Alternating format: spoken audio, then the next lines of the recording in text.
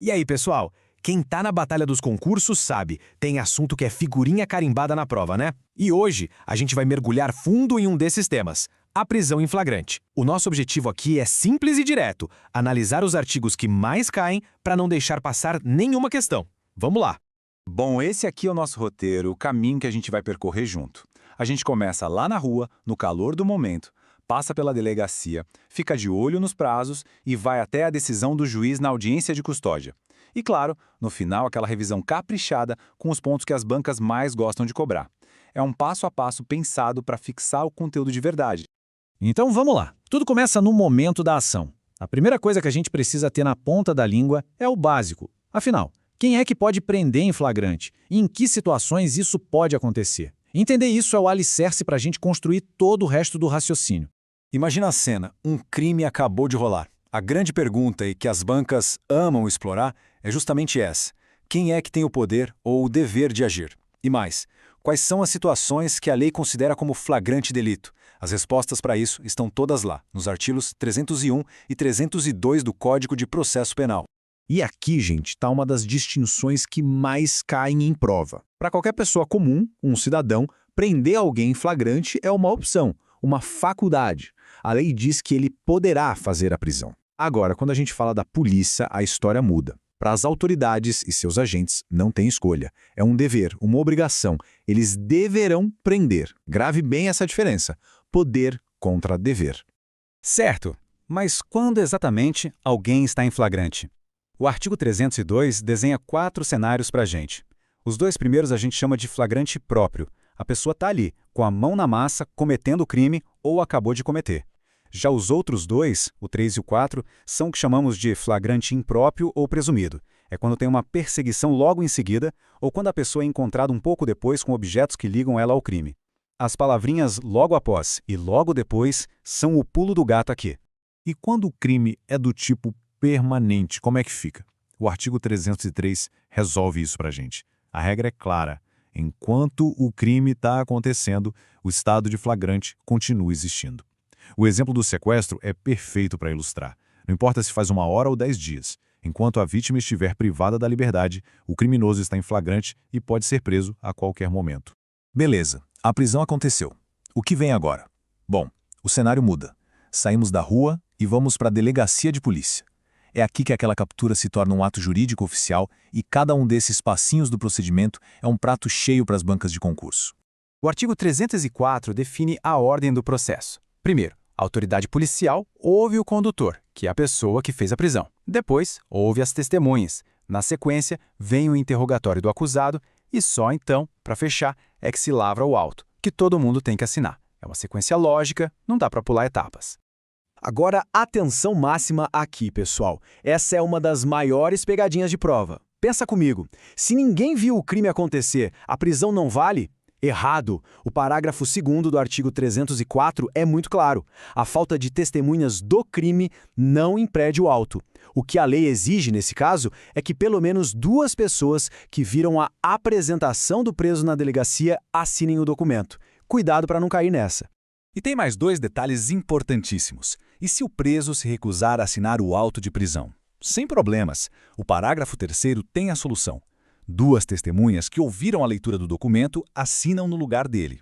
E outra coisa, uma novidade que as bancas adoram. Agora é obrigatório informar no auto se a pessoa presa tem filhos, a idade deles e quem cuida das crianças. Fica de olho nisso. Bom, agora a gente entra num território que assusta muito o concurseiro. Os prazos. O artigo 306 é o coração das comunicações que acontecem depois da prisão. E aqui cada minuto importa. Perder um prazo desses pode tornar a prisão ilegal. Então vamos dominar isso de uma vez por todas. Esse slide ajuda a visualizar tudo. Pensa assim, existem 2 momentos principais. O primeiro é imediato. Assim que a prisão acontece, tem que comunicar o juiz, o Ministério Público e a família do preso. Já o segundo momento tem um prazo de até 24 horas. É nesse tempo que o auto de prisão completo tem que ser enviado para o juiz e a famosa nota de culpa tem que ser entregue ao preso. O grande erro é confundir a comunicação imediata com o envio do auto, que tem 24 horas. Certo, o auto de prisão chegou na mesa do juiz. E agora? Agora é a hora da audiência de custódia. o momento em que o destino imediato do preso vai ser decidido. O nosso foco aqui vai ser nas decisões que o juiz pode tomar, e principalmente naquelas que ele é obrigado a tomar. E o relógio não para. Depois que recebe o auto, o juiz tem um novo prazo na conta dele. 24 horas. 24 horas para realizar audiência de custódia. Esse número tem que estar martelando na cabeça, porque é um dos prazos mais cobrados em qualquer prova que fale sobre esse assunto. Nessa audiência, o juiz tem basicamente 3 caminhos para seguir. Primeiro, se ele encontrar qualquer ilegalidade no flagrante, ele tem que relaxar a prisão. Segundo, se estiver tudo certo e os requisitos estiverem lá, ele pode converter o flagrante em prisão preventiva. E o terceiro caminho, ele pode conceder a liberdade provisória, seja com ou sem fiança. Ok, então o juiz pode conceder a liberdade provisória. Mas a pergunta é, ele pode fazer isso sempre? A resposta é um grande não. E é exatamente aqui que a banca vai tentar derrubar quem não está atento. Existem algumas situações bem específicas em que essa porta da liberdade se fecha. Vamos ver quais são? Então, o ponto nevrálgico é este aqui. O parágrafo 2º do artigo 310 diz que o juiz deverá, ou seja, é uma obrigação, negar a liberdade provisória se a pessoa for reincidente ou se fizer parte de uma organização criminosa armada ou milícia, ou ainda se estiver portando uma arma de fogo de uso restrito. Nesses casos, não tem meio termo, não é uma escolha do juiz, a lei proíbe.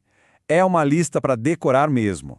Agora, vamos falar de uma novidade legislativa, daquelas que acabaram de sair do forno, o artigo 310-A. As bancas de concurso amam uma lei nova, né? Então prestar atenção aqui pode ser o seu diferencial na prova. O assunto é a coleta do perfil genético do preso. Esse slide resume tudo o que a gente precisa saber. A coleta de DNA não é para qualquer crime não, hein? Ela só vale para crimes bem graves, como aqueles com violência ou grave ameaça, crimes sexuais, hediondos ou de organização criminosa. Quem pode pedir? O Ministério Público ou o delegado. E quando isso é feito? De preferência na própria audiência de custódia ou, no máximo, em 10 dias. Chegamos na nossa reta final. Agora é a hora de amarrar todas as pontas, de consolidar o que a gente viu.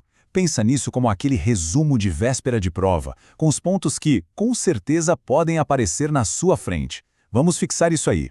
Bora lá, revisão modo turbo. Prazos: a comunicação é imediata. O envio do auto e a nota de culpa, 24 horas.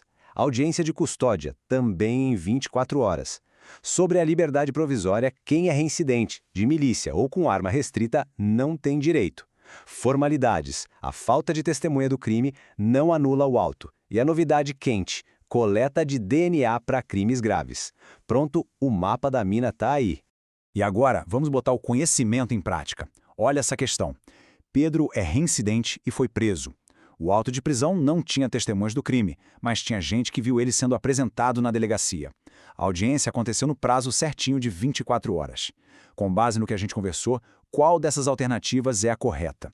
Vale a pena dar uma pausa e pensar um pouquinho. Vamos ao gabarito comentado. A letra A está errada porque a gente viu que a falta de testemunha do crime não invalida o auto. A B também está errada porque, como o Pedro é reincidente, o juiz deve negar a liberdade, não é uma opção. A D erra feio no prazo, que é de no máximo 24 horas. Portanto, sobrou a alternativa C, que está certíssima. O procedimento do auto foi regular, seguindo exatamente o que a lei manda. E com isso, a gente fecha esse ciclo da prisão em flagrante desde a rua até a decisão do juiz, sempre com aquele olhar focado no que as bancas costumam cobrar. A pergunta que fica no ar é, depois de toda essa análise, a segurança para identificar esses detalhes na hora da prova aumentou? Esse é o objetivo. Bons estudos e até a próxima!